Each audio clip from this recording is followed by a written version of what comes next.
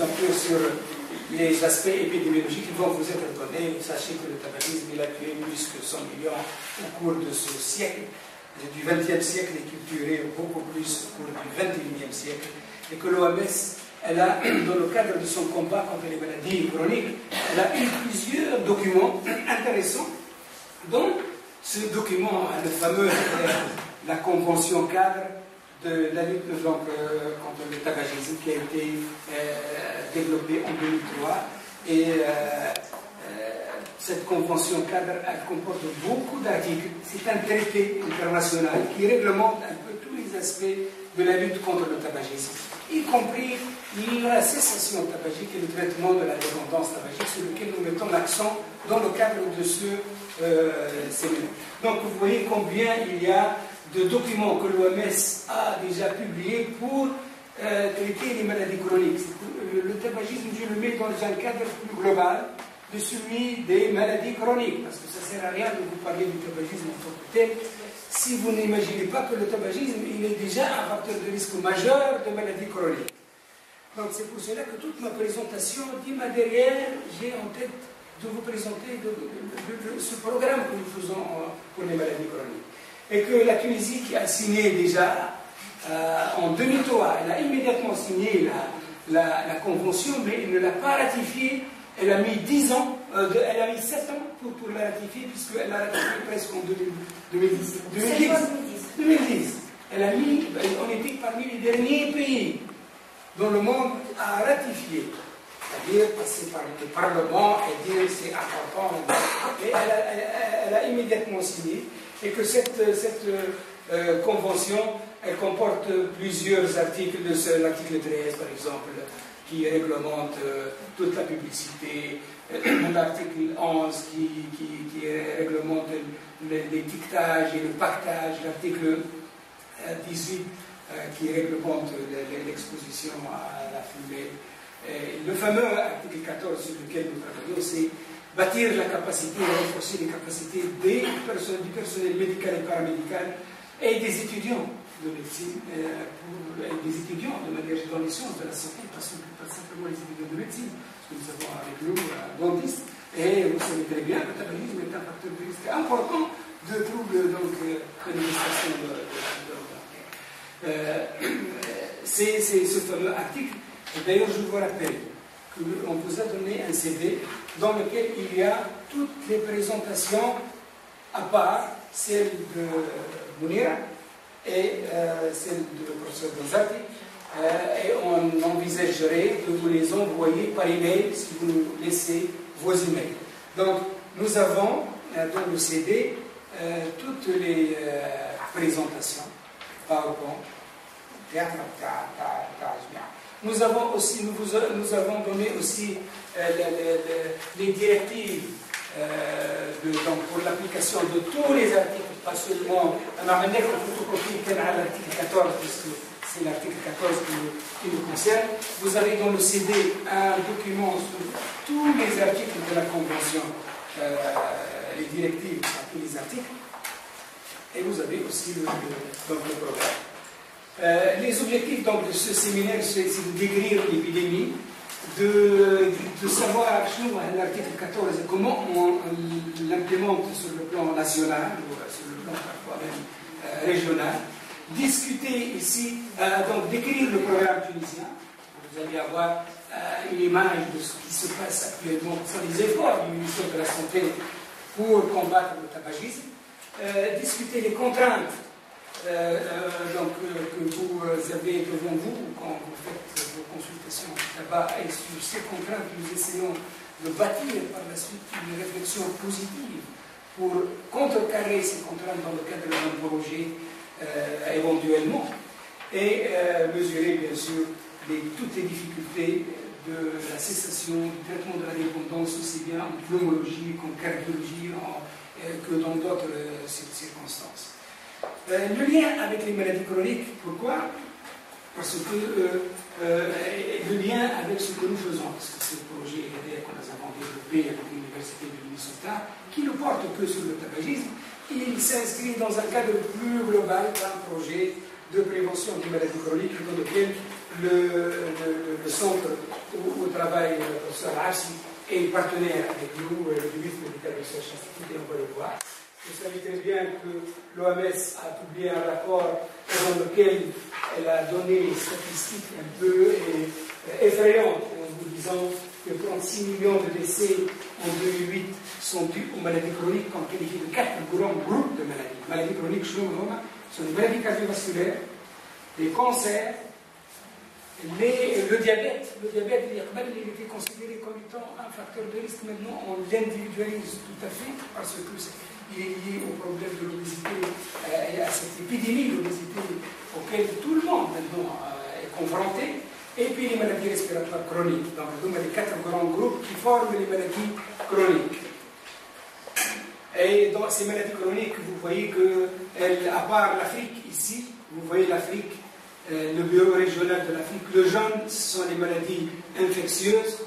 Et donc vous voyez, à part cette région-là de l'Afrique, aussi bien chez les femmes que chez les hommes, tous les autres bureaux de l'OMS, toutes les autres régions sont confrontées à un excès de maladies non transmissibles et que la situation ne va pas s'améliorer puisque les prédictions pour 2030, vous voyez tout, le vert ici, ça représente les maladies chroniques, ça va en augmentant. Les prévisions ne sont guère optimistes et vous pouvez même regarder, si on décortique ça en cancer, cardiopathie ischémique et AVC, la tendance est vers l'augmentation. Donc tout indique qu'il faut à un certain moment penser à la prévention parce que sinon on va regarder cette courbe augmenter et peut-être dans quelques années, quelques décennies, on n'aurait à traiter que ce type de pathologie. Donc ici, pourquoi il faut faire de la prévention? Parce qu'il y a tout un savoir scientifique, mais il n'y a pas beaucoup de volonté politique pour faire de la prévention. Les choses commencent à changer, heureusement, et qu'on est actuellement de plus en plus sensible à cet argument de prévention. Donc il y avait dans le passé très peu d'engagement vis-à-vis de la prévention parce que les besoins en termes de traitement étaient aussi énormes. Il fallait ouvrir des unités de soins intensifs, il fallait ouvrir des centres de traitement anti-cancer, tout ça. Mais en contrepartie, il n'y avait rien qui se faisait pour la prévention, très peu. C'est pour cela que les temps maintenant sont pour développer des programmes de prévention et des programmes de surveillance également épidémiologiques. Et les défis auxquels font face les décideurs, c'est qu'on a toute une série de mesures qui sont décrites un peu, qui sont dites efficaces, mais en raison de l'intersectorialité, très peu de mesures sont dédiées au ministère de la Santé et les autres dépendent d'autres ministères et nous n'avons pas malheureusement encore développé cette approche intersectorielle. C'est ce qui manque en réalité pour la Tunisie pour pouvoir faire comme ce que la Finlande a fait pour son programme de Calédonie du Nord. Donc nous avons dans le cadre de la région de Sousse essayé de sensibiliser, donc de documenter le problème. Nous avons fait plusieurs publications pour quantifier le risque. Nous avons sensibilisé les politiciens, les professionnels sur le plan local et national. Nous avons créé des équipes et nous avons démarré un programme de démonstration comme un programme pilote dans la région de Sousse. Nous sommes en train de le faire encore, nous n'avons pas évalué encore ce programme. L'année prochaine, nous ferons l'évaluation de ce programme avant de procéder à la généralisation. Mais nous sommes tout à fait ouverts pour que d'autres régions de la Tunisie démarrent au moins le premier élément qui consiste à documenter le problème, à avoir des chiffres, par exemple, dans les régions et nous avons fait amener des gens de Gasly, de Sidi-Bouzid ici, Madame Berbe et Coran, et ils n'avaient pas de données concernant, par exemple, les vraies prévalences, parce qu'ils ont des chiffres qui se rapportent uniquement aux soins. Donc, pour vous donner une idée un peu sur quelques chiffres, l'hypertension dans la région de Sousse serait autour de 30%, diabète 10 à 15%, le tabagisme avec des chiffres qui varient entre les enquêtes. Mais nous sommes quand même à des chiffres assez élevés, inquiétants, l'obésité qui est en train d'augmenter. Heureusement, je dis ici que l'hypercholestérolémie n'est pas très élevée, c'est ce qui peut-être nous protège encore pour quelques temps. Et que chez les enfants, le problème aussi est documenté. Nous avons fait plusieurs études chez les élèves. et nous avons fait même le suivi.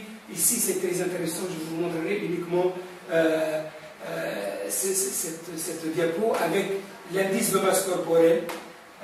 77% des enfants qui étaient dans le 4e quartile, c'est-à-dire en surcharge pondérale en quelque sorte, pour faciliter, 77% qui étaient dans une première étude en surcharge pondérale, restaient en surcharge pondérale 4 ans plus tard, parce que c'était une étude de cohorte de suivi. On a suivi ces mêmes élèves 4 ans plus tard, et 77% d'entre eux restaient dans le 4e quartile, c'est-à-dire dans la zone qui correspond à la surcharge pondérale. Cela veut dire que si on veut faire réellement de la prévention, il faut agir avant l'apparition de la surcharge pondérale, parce que sinon, elle est très stable et elle va rester pendant longtemps. C'est ce qu'on appelle la notion de prévention primordiale. Agir avant l'apparition du facteur de risque. Donc, nous avons développé dans le cadre de cette réflexion tout ce projet pour créer un centre de prévention des maladies chroniques. C'était donc une compétition. Vous pouvez rentrer dans le site web ici et cliquer sur la Tunisie. Vous allez avoir les partenaires. Là, nous avons un partenaire en Finlande, mais nous avons aussi un partenaire à l'Université de Minnesota. Les objectifs de ce programme est de déterminer l'efficacité, mais aussi la faisabilité. Nous sommes en train de piloter quelque chose de travail intersectoriel avec le groupement de médecine du travail, avec la première ligne, avec les écoles, avec les entreprises, avec les NGO. Donc, nous sommes en train de tester la faisabilité à une moindre échelle, pas à l'échelle de la Tunisie, mais dans une région. Nous voulons développer donc un modèle, comment implémenter un programme de ce type dans d'autres régions de la Tunisie, et surtout comment développer la formation, le training, ça rentre dans le cadre exactement de cet objectif-là. Former les professionnels de la santé, pas seulement de la Tunisie, parce que nous avons aussi un objectif de sortir en dehors de la Tunisie pour que ce centre puisse faire des choses pour les pays de l'Afrique du Nord et pourquoi pas de la région du Moyen-Orient. Voilà nos partenaires sur le plan national. Donc vous voyez, il y a plusieurs partenaires, comme c'est une approche, je dirais, multidisciplinaire. Ici, vous voyez tout ce qui est département universitaire ou de santé. Ici, toutes les autorités, qu'elles soient la direction régionale de la santé, la direction régionale de l'éducation, direction régionale de la jeunesse, sport et éducation physique, groupement de médecine du travail, qui fait partie du ministère des Affaires sociales, mais ne fait pas partie du ministère de la Santé, et les NGO comme l'Association tunisienne de prévention des maladies du cœur, qu'on appelle Tunisie Congolaise, l'association de prévention, ici l'association des enseignants des sciences de la vie et de la terre au niveau des écoles. Mais aussi, nous avons des actions de collaboration avec, par exemple, l'EPIC, qui ont une autre association qui lutte contre le cancer. Nous faisons des travaux ensemble, sans dire que c'est nous qui faisons ça, mais c'est un travail de partenariat. Donc, on est ouvert même à des jeunes associations comme la Socialette, une association de jeunes étudiants et qui font de l'activité, donc des activités de promotion de la santé. Nous travaillons avec tous ces gens-là.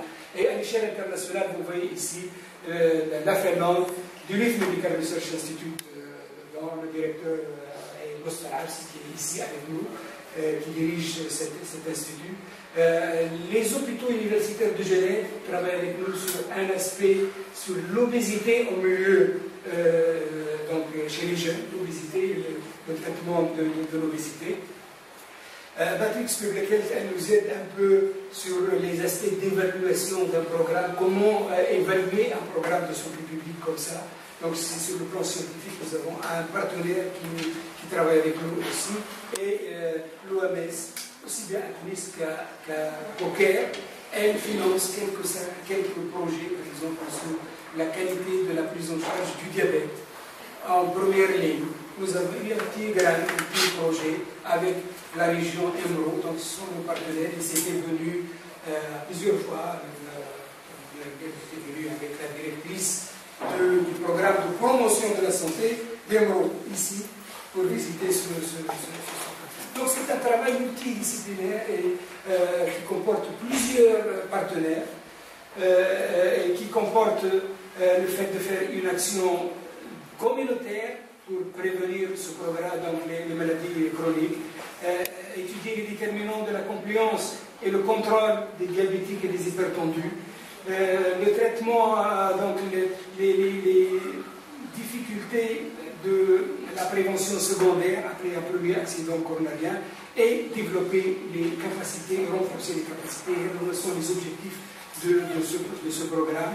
Et nous aimerions agir en réalité sur l'environnement et sur les styles de vie, pas seulement sur le système de soins, parce que pour réellement prévenir les maladies chroniques, il faut agir en dehors aussi du système de soins.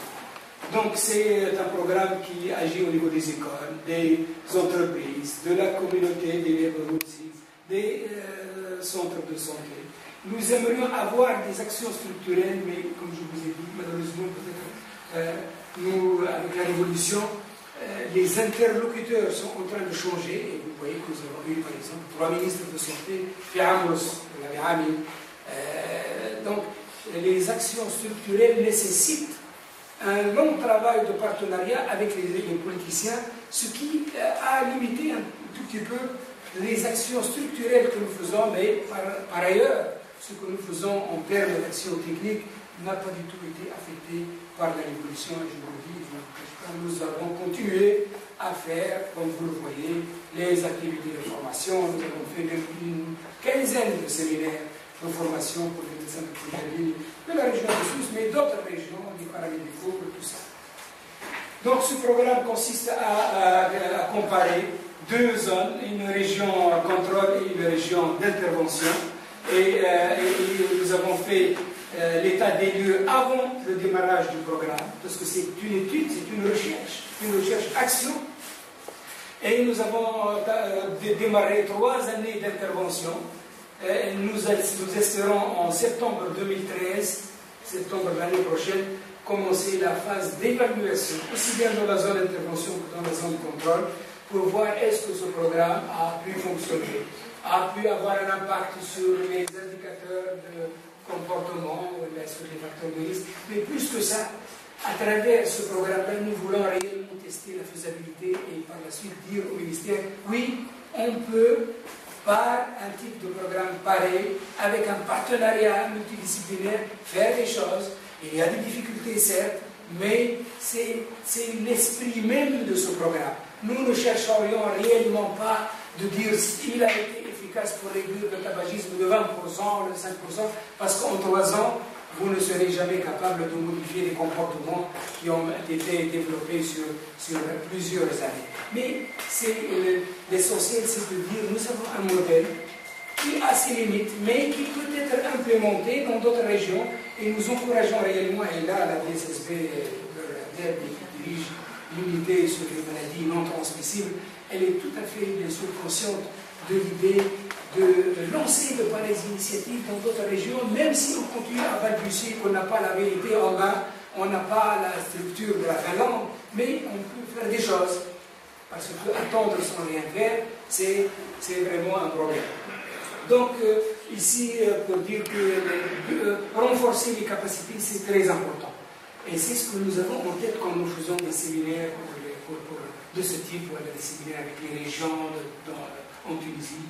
Donc, c'est faire à long terme, nous n'avons pas encore démarré les masters, les PhD, mais nous aimerions peut-être à travers cette collaboration institutionnelle avec l'Université du Minnesota, arriver à ce stade de faire donc des PhD, mais nous focalisons sur les formations de courte durée, qui est ce type de séminaire auquel vous êtes en train d'assister. L'infrastructure, nous avons réellement une infrastructure qui est capable de dire, voilà, nous pouvons administrer des programmes de formation. Quelques idées, quelques images pour vous aider un peu une impression de ce que nous faisons sur le terrain, que ce ne soit pas aussi théorique. Voilà ce que nous faisons dans les écoles. La diététicienne qui est en réunion avec les mères des élèves. Parce que les élèves quand on leur parle de nutrition, ce n'est pas eux qui font la cuisine, c'est les mamans qui font la cuisine. Donc on a fait des séances. Here I am showing some of the activities that we are doing in this program in schools. For example, here you have the dietitians, and here you have the mothers of school children, and we are speaking about healthy nutrition. They with figures here. Here you have also some of the teachers. Donc ça aussi, vous avez des enseignants, pas seulement les parents, mais les enseignants eux-mêmes. La diététicienne qui était vraiment et qui anime avec nous des séances à la radio. Nous avons 2 médecins ici contractuels qui travaillent avec nous sur le côté médiatique. Et Mylène, par exemple, elle anime régulièrement à la radio du monastère quelques séances sur les facteurs de risque du maladie chronique. Ici, toujours avec les élèves maintenant, avec les élèves, pas seulement les parents, et tout ça, les élèves eux-mêmes. On a créé la notion d'élèves leaders. On a identifié des élèves qui sont dynamiques et ils ont créé une page Facebook et ils échangent entre eux toutes les informations pertinentes. Au milieu du travail, en collaboration bien sûr avec le groupement de médecine du travail, nous avons des séances de dépistage, d'éducation sur le tabagisme, de préparation aussi de certaines activités dans les entreprises, qui est, voilà, ici l'interne avec un ouvrier ici. Dans les centres de santé, donc, pour le programme de diabète, nous avons fait la même diététicienne ici avec des patients diabétiques. Ici, here I am showing the a group education for diabetes patients in nutrition that we are doing with a dietitian in some centers in a research project with WHO. Ça, c'est une éducation de groupe. La même diététicienne avec d'autres femmes en train de parler des difficultés qu'elles vivent pour il y a un problème de compliance au niveau du traitement des malades diabétiques. Voilà, chaque femme a un vécu, elle veut exprimer ses difficultés et à travers ça, nous avons pu, en l'espace de 6 mois, c'est documenté. En faisant ces actions, nous avons fait également avec un professeur d'éducation physique pour les éduquer à faire de l'activité physique. Nous avons pu améliorer l'hémoglobine glyquée en l'espace de 6 mois. Donc si on investit réellement un peu de temps pour l'éducation, qu'elle soit nutritionnelle ou l'éducation sur les styles de vie et activité physique, on est capable d'améliorer les performances du programme national de prise en charge des maladies chroniques. Et dans le cadre de ce projet, nous voulons tester des approches et ensuite dire au ministère, voilà, ça fonctionne, si vous voulez le faire à large échelle, c'est notre rôle, nous sommes des chercheurs, nous voulons documenter des choses, mais nous ne sommes pas la responsabilité de l'autorité qui met en place les actions et les programmes, nous sommes un intermédiaire, nous faisons de la recherche et nous donnons ça aux décideurs pour qu'ils puissent faire des actions généralisables. Ici, au niveau de la communauté, c'est organisé, bien sûr, dans le cadre, comme tout le monde le fait, des journées pour le diabète, pour célébrer le diabète, l'HTA. Donc ici, on fait, bien sûr, des dépistages classiques de l'hypertension, du diabète. On distribue des pamphlets, on distribue dans le cadre des activités de terrain. Donc, nos activités sont diversifiées, en plus, bien sûr, des médias. Comme la radio dans laquelle nous participons de manière régulière. Ici, c'est l'attente où on organisait la journée de célébration du diabète. Donc les défis, c'est vraiment le peu de capacité qu'on a vécu avec les différentes régions de la Tunisie en termes d'expertise de santé publique pour pouvoir faire des travaux épidémiologiques de bonne qualité pour documenter. Ça, il manque. Donc c'est pour cela que la DSSB peut-être devrait songer à faire des séries de formation pour renforcer les capacités en termes de santé publique. Le manque de réactivité du système à l'approche intersectorielle. L'approche intersectorielle, malheureusement, fait encore défaut. Et c'est un défi auquel le ministère n'a pas trouvé encore une formule magique pour faire la collaboration intersectorielle. Le manque de compréhension des aspects comportementaux. Et peut-être demain, on va parler du tabagisme et Dr. Absi, qui est spécialiste un peu des théories de comportement, va nous donner pour le tabagisme les vrais défis. Comment peut-on comprendre ce vrai comportement pour le tabagisme? Donc, nécessité de développer une politique globale et non pas des politiques fragmentaires, tabac, diabète, HTA. Et je sais que le ministère il a déjà fait sa réflexion, ils nous ont mandaté pour rédiger un document et nous l'avons présenté au ministère et ils sont en train d'étudier les étapes qui vont suivre à partir de ce rapport. Donc nous avons un lien étroit de collaboration avec l'unité des maladies non transmissibles du ministère. Donc il faut aussi évaluer à un certain moment la convention cadre. Est-ce qu'elle est réellement appliquée en Tunisie? Je vois les articles qui sont appliqués, oui ou non, et ça a été un peu l'objet peut-être indirectement de ce rapport que la DSSP a mandaté l'année dernière. Cette année, l'étude a été faite au cours de... j'ai assisté à la présentation des résultats.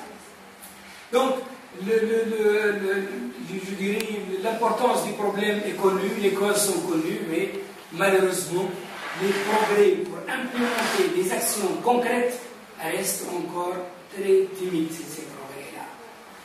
Donc, nous avons besoin de projets d'intervention communautaire qui émanent des partenaires eux-mêmes dans les régions, parce qu'ils ne doivent pas attendre que le ministère leur donne clé en main, voilà un programme, appliquez-le au même titre que le programme de vaccination et tout ça. C'est différent. C'est pour cela qu'il faut encourager les initiatives locaux-régionales, où il faut développer le leadership au niveau des régions. Le ministère ne peut pas tout faire pour ces gens. Donc, il faut bâtir des coalitions communautaires, faire de l'éducation pour la santé et faire des actions structurelles avec les politiciens. Et les vrais défis, je termine là-dessus, c'est qu'il ne faut pas toujours blâmer l'individu et croire que l'effort devrait porter sur l'individu. Il faut qu'il change lui-même de comportement, il faut que tout est focalisé sur l'individu. Il faut peut-être agir un peu sur la société pour réduire la pente. L'individu est capable de mieux pousser cette boule. C'est donc dans ce cadre-là que nous voulons réellement que la société en tant que telle s'organise pour faciliter, par exemple, créer des espaces de marche. C'est une façon pour faciliter à l'individu de faire l'activité visible. C'est-à-dire qu'on peut faire des actions structurelles pour aider les individus à mieux faire la promotion de la santé. Et voilà, je vous remercie. J'ai dit peut-être un peu plus de temps.